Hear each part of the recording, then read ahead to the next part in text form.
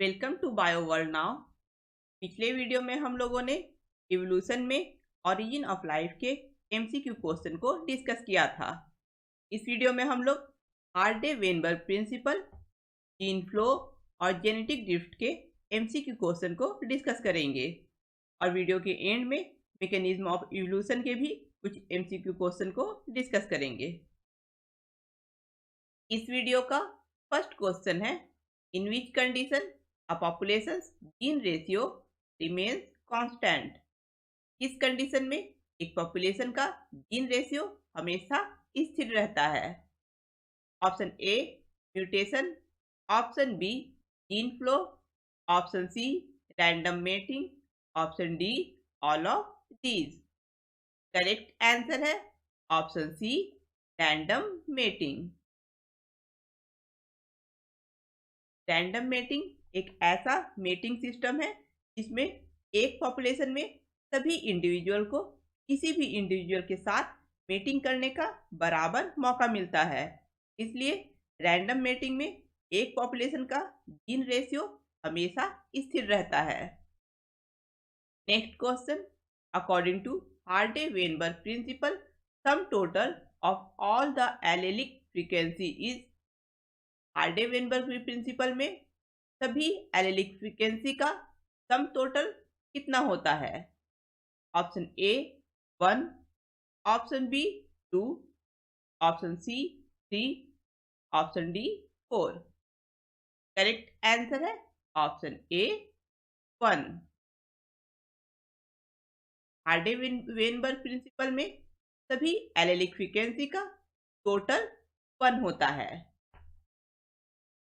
Next question, which of the following statement is incorrect regarding the Hardy Weinberg principle. नीचे दिए हुए statement में कौन सा स्टेटमेंट हार्डे-वेनबर्ग प्रिंसिपल के लिए गलत है? Option A allele frequency in a population remains constant through generation.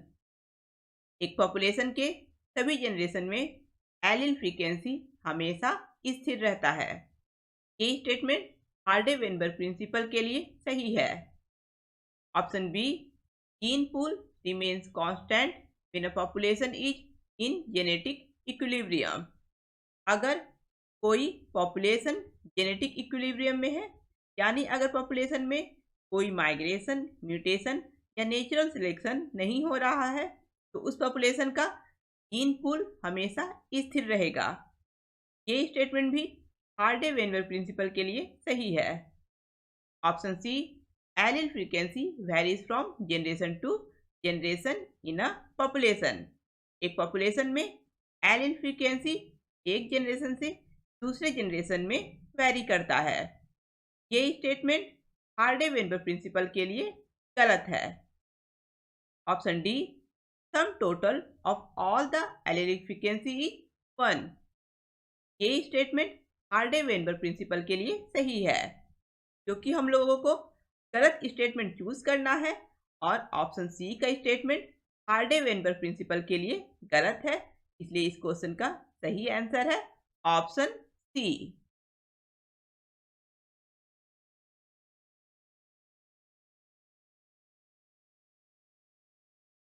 Next question, which of the following factors affect Hardy Weinberg equilibrium. नीचे दिए हुए फैक्टर्स में कौन सा फैक्टर हार्डे वेनबर्ग इक्विलिब्रियम को अफेक्ट करता है? Option A gene flow and genetic drift, option B mutation and genetic recombination, option C gene migration and natural selection, option D all of these.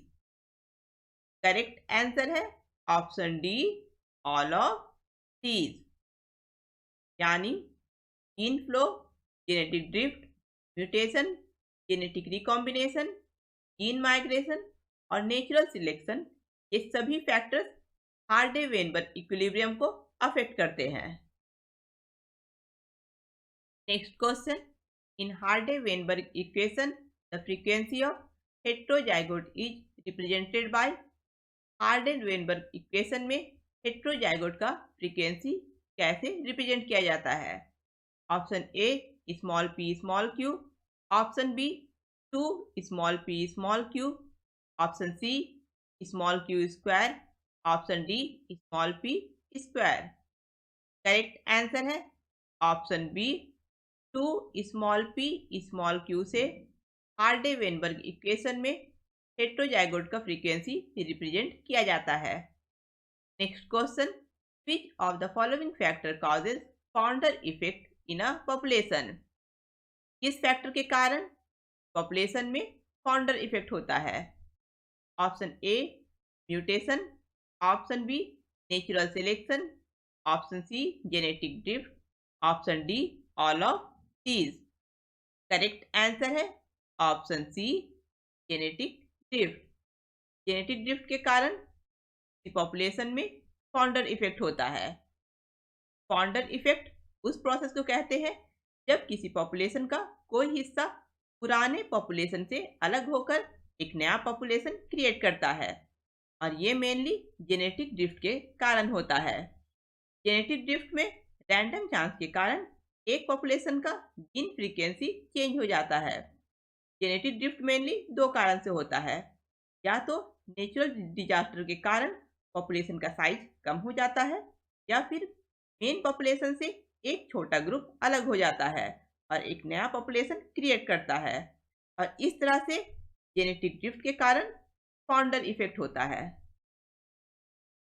Next question, which of the following represent the Hardy Weinberg law?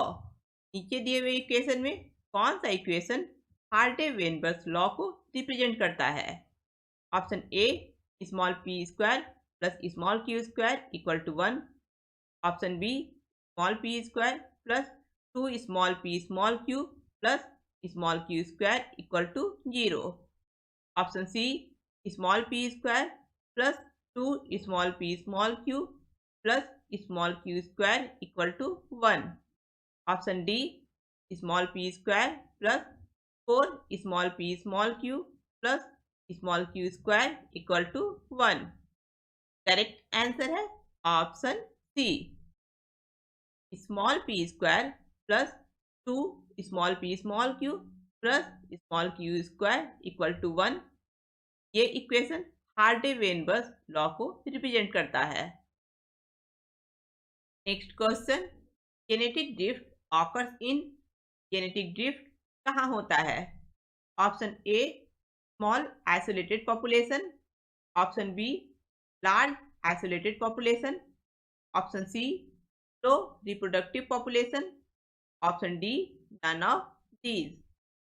Correct answer है option A small isolated population. Genetic drift small isolated population में होता है। Next question, at a particular locus frequency of capital A allele is 0.8 and that of small a allele is 0.5. What would be the frequency of heterozygote in random mating population at equilibrium?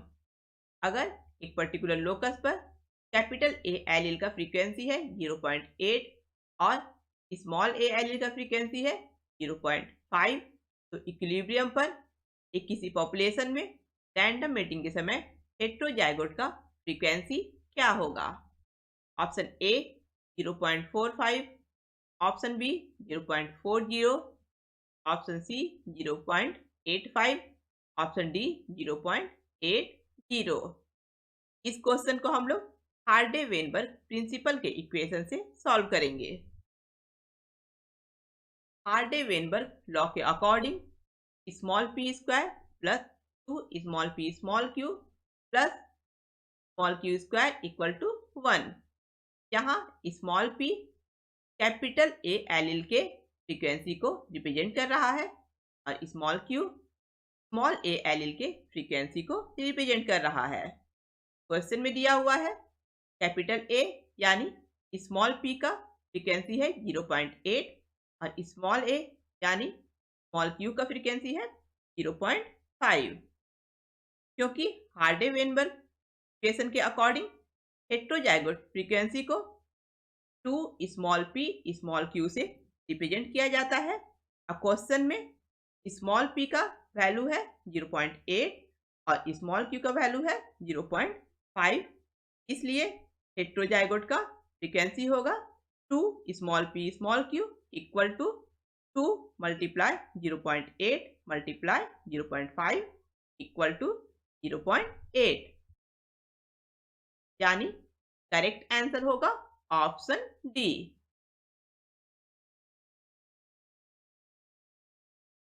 Next question है, if the frequency of dominant allele capital A is 0.6, then what will be the frequency of homozygous dominant, homozygous recessive and heterozygous individual in a population? अगर एक population में dominant allele capital A का frequency है 0.6, तो उस population में homozygous dominant individual का frequency, homozygous recessive individual का फ्रीक्वेंसी और हेट्रोजाइगस इंडिविजुअल का फ्रीक्वेंसी क्या होगा? इस क्वेश्चन को भी हम लोग हार्डे-वेनबर्ग प्रिंसिपल के इक्वेशन से सॉल्व करेंगे।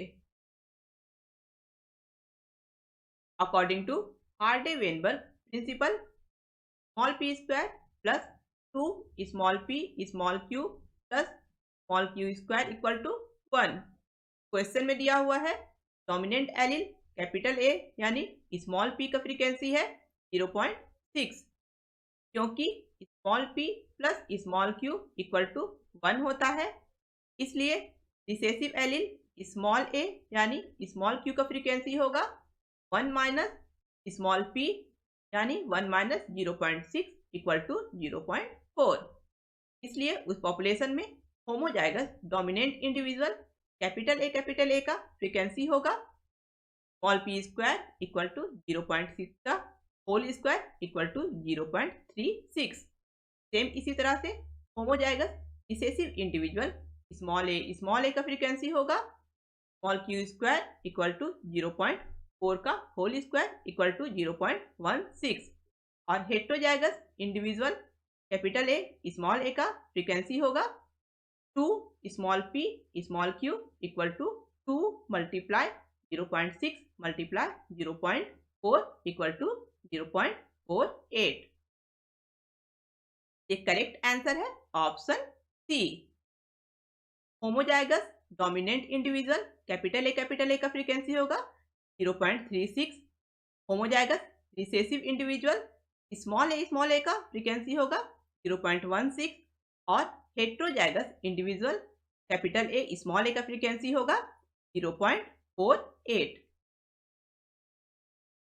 Next question, genetic drift is the change in the allele frequency the population due to, किस कारण से एक पॉपुलेशन के एलील फ्रीक्वेंसी में चेंज होता है, इसे जेनेटिक ड्रिफ्ट कहा जाता है? Option A random chance, option B natural selection, option C sexual selection, option D all of these. Correct answer है option A random chance. Random chance के कारण पॉपुलेशन के एलील फ्रीक्वेंसी में चेंज होता है और इस प्रोसेस को कहते हैं genetic drift.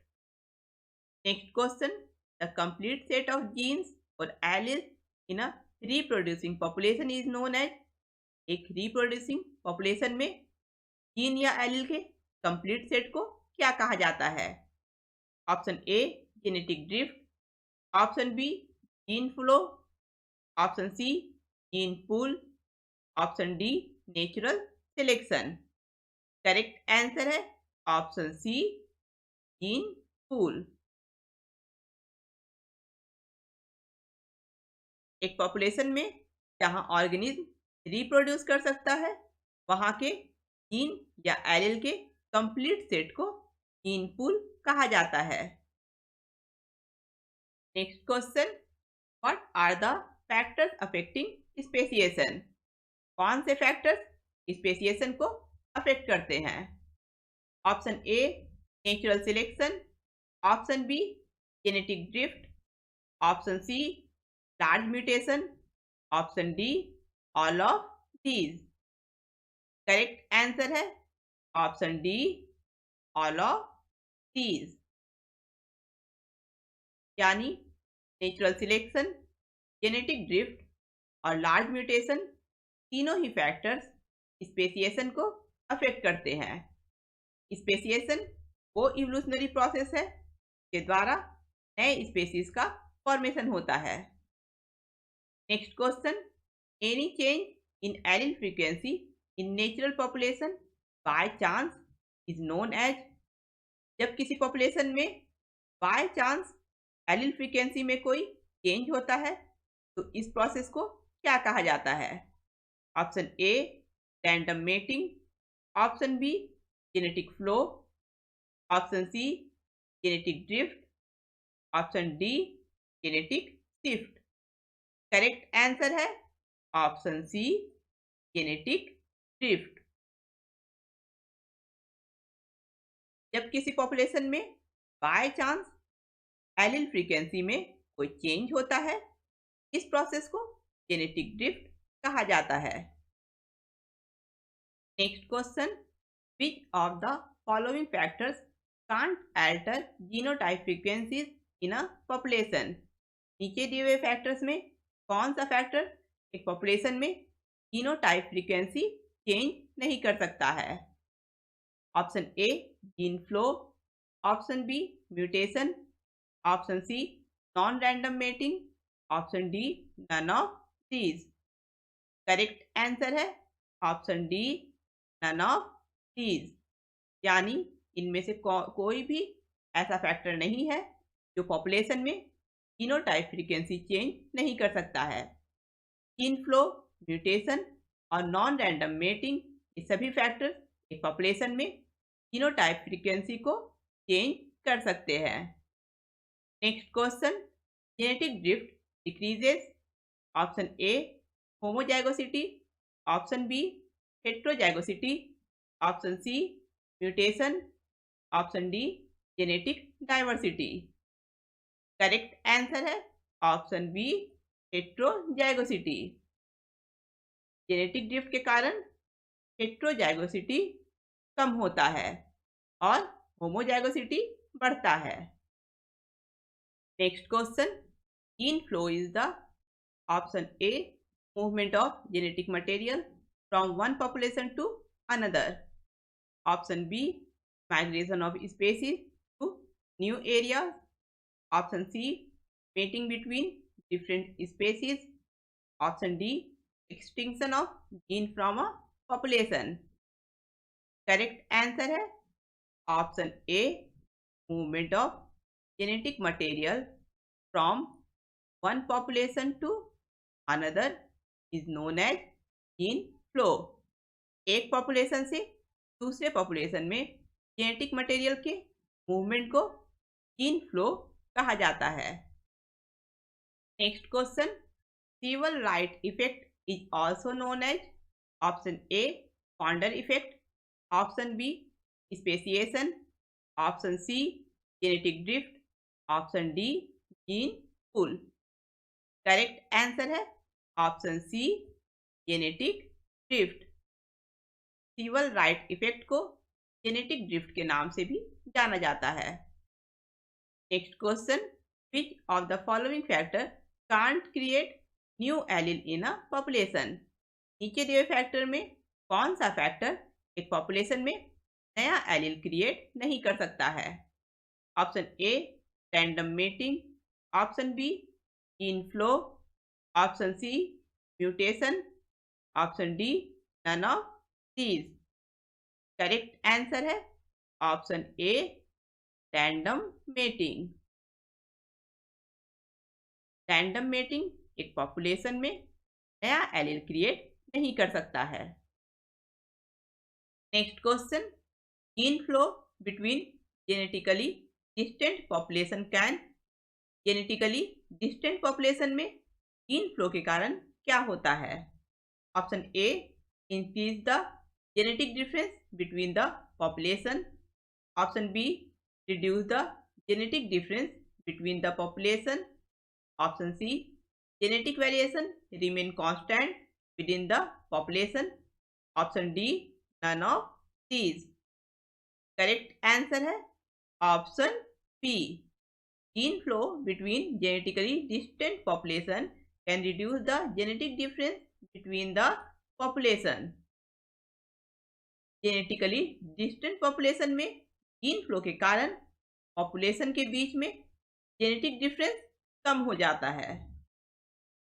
Next question, genetic drift may cause gene variants to disappear completely and thereby genetic drift के कारण जीन वेरिएंट्स कंप्लीटली डिसअपियर हो जाता है।